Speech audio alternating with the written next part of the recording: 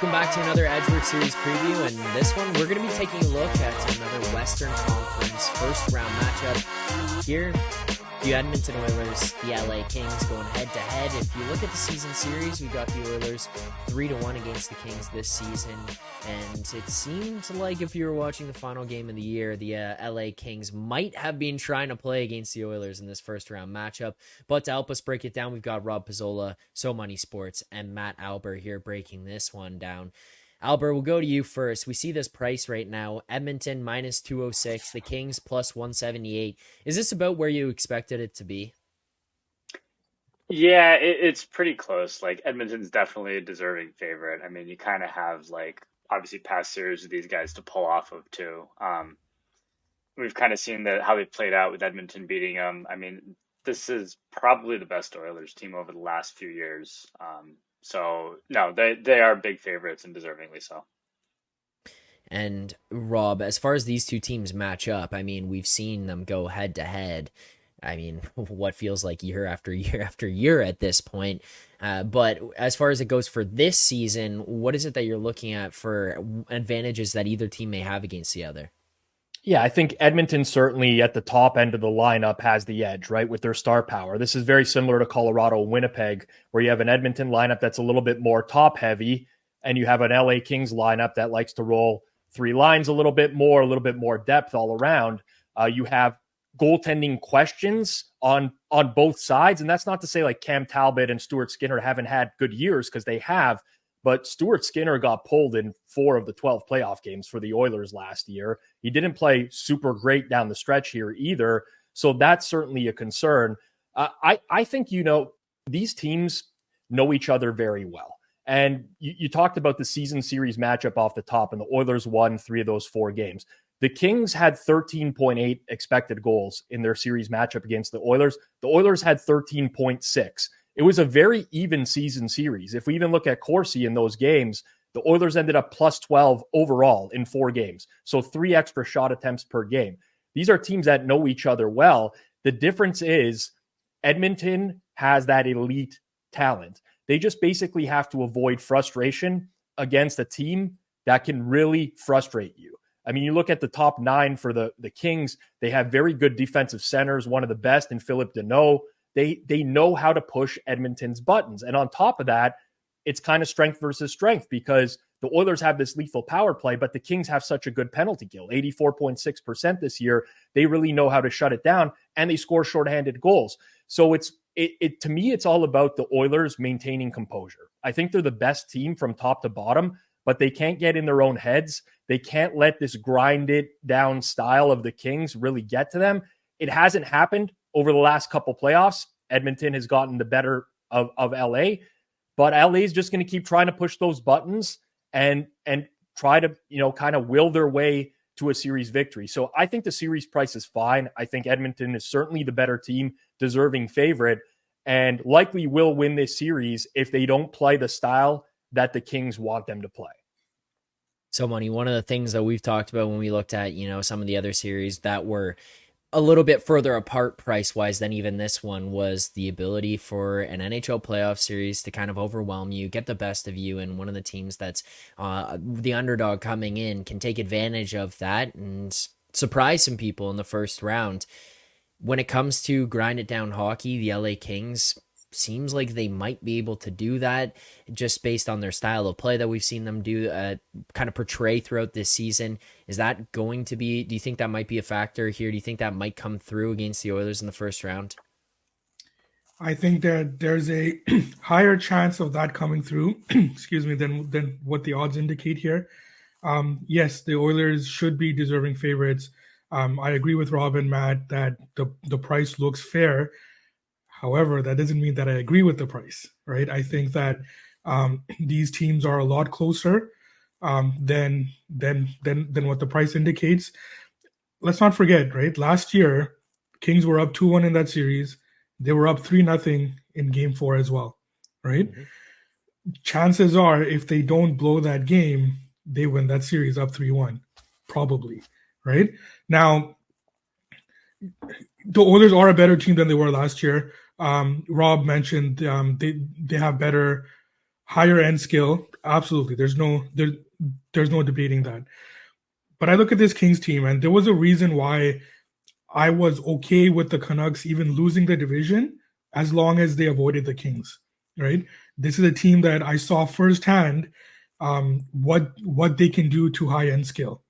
And I'm not saying the Canucks have more high end skill than Edmonton. The Canucks probably have better depth throughout their lineup, but the Oilers have more high end skill.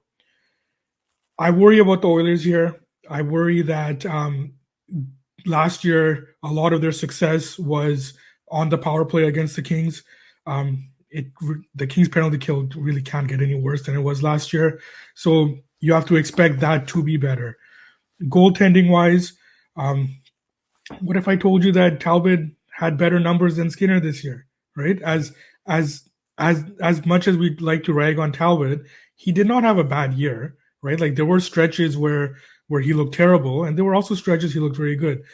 The one thing I've maintained about the Kings consistently throughout the whole season is that as long as they get NHL average goaltending, this is a team that can beat anybody. And now you get into the playoffs where the Kings will absolutely want to muck it up. That is their game. They know that that's their only path of success against the Oilers. They are able to insulate Talbot a little bit. I worry about the Oilers here, and I worry about the Canucks in the next series after that as well, right? So, yeah, I think that we're a lot closer here with these teams than what the odds dictate. Yeah. Well, one of the things, go ahead, Zach, Rob. sorry, just to interrupt, but the Oilers have so much speed through the neutral zone, right? And we know that in the playoffs, a lot of that speed is going to get mitigated. And part of the reason why is that while penalties do get called at like a slightly higher rate, there's more interference that's let go in the neutral zone, right? Someone can dump it in and you can just kind of move them out of the way. That'll get called in the regular season. It's not getting called in the playoffs. The Kings are experts at clogging the neutral zone and really slowing down play through the neutral zone. So Edmonton's got to get the cycle working. If they can cycle the puck against LA and they're not so reliant on these rush chances, then they have a very good chance of winning this series. They need to get it in deep and recover those pucks. If their plan is to just skate it through the neutral zone, like they do in a lot of the regular season games, that's going to be a challenge for them. So I agree with So Money that like the Kings they don't have that top end talent, but like they're that team that I don't think anyone really wants to play because of the style of play that they have. They just really they're going to force other teams to be patient. And the Oilers don't strike me as a super patient team, personally.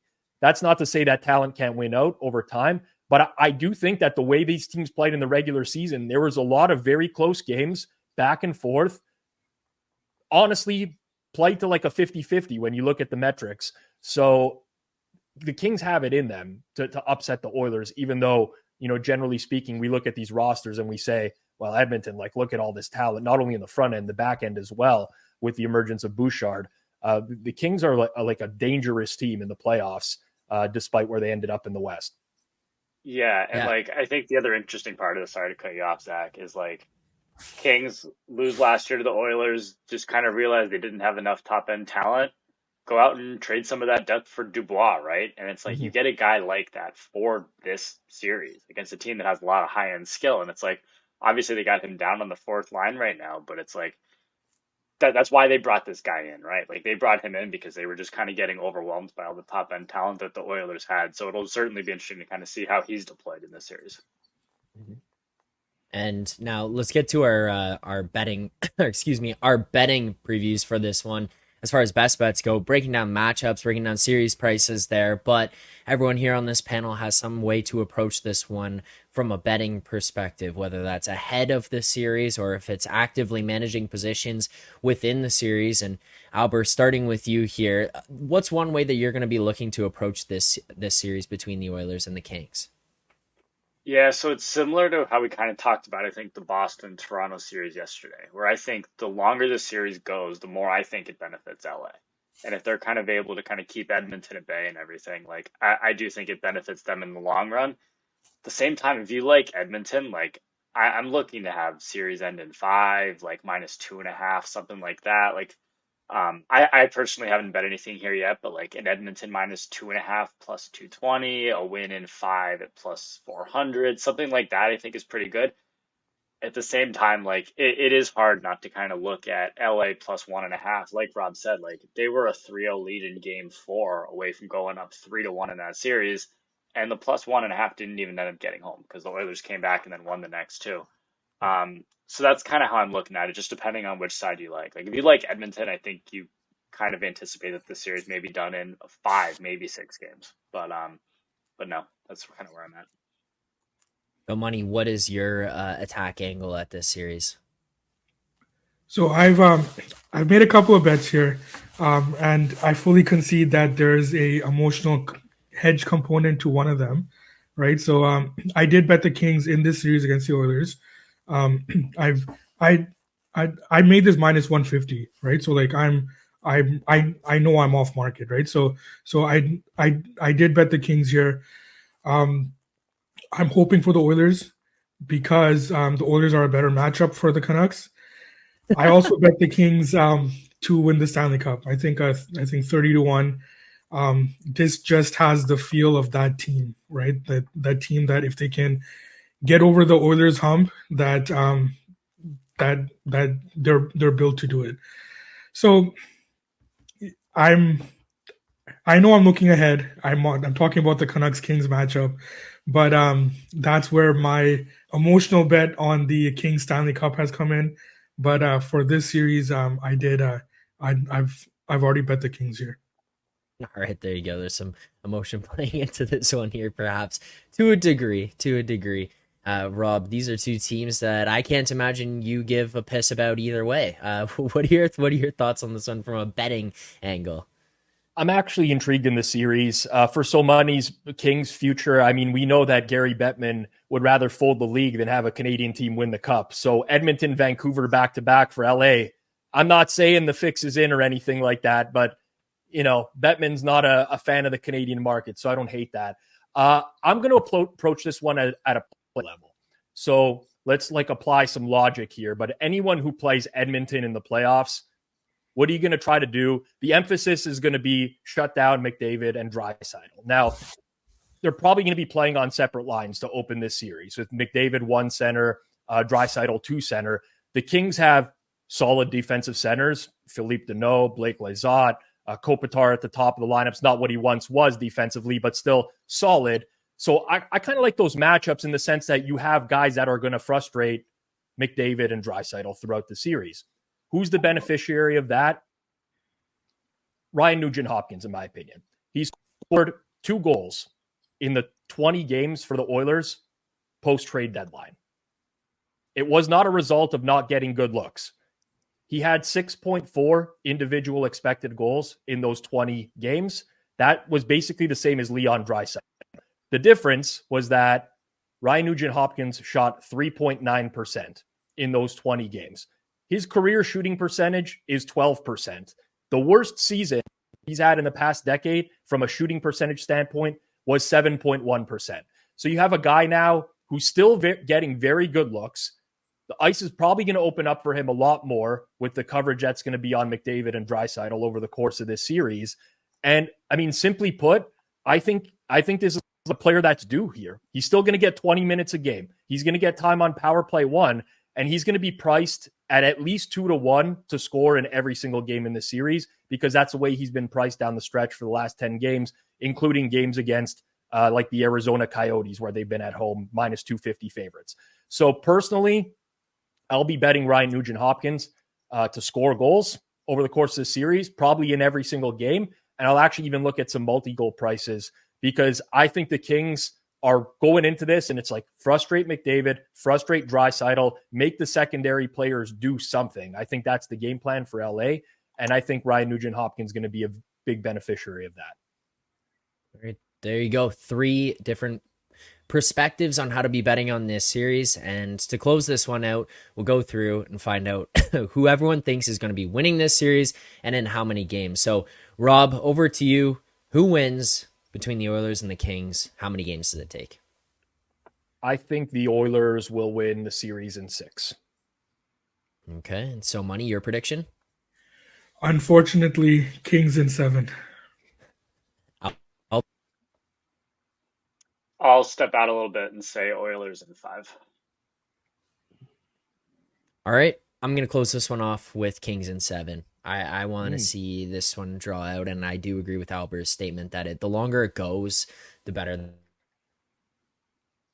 That yeah. All right, that'll do it for today's preview. If you did enjoy it, please hit that like button, subscribe here to the channel. We'll have much more coming up for the second round. We'll also have daily live shows, best bets, picks, previews, all that coming up here during our daily show, Monday through Friday, 10:30 a.m. Eastern time. So make sure to be subscribed, turn on notifications. Thank you so much to everyone who tuned in here. Rob, So Money, Alber, thank you guys for taking the time to do this and help us break this one down. If you did enjoy it, please hit that like button as well. Drop comments below. So thank you guys very much for tuning in, and we look forward to seeing you on our live shows with more picks and previews.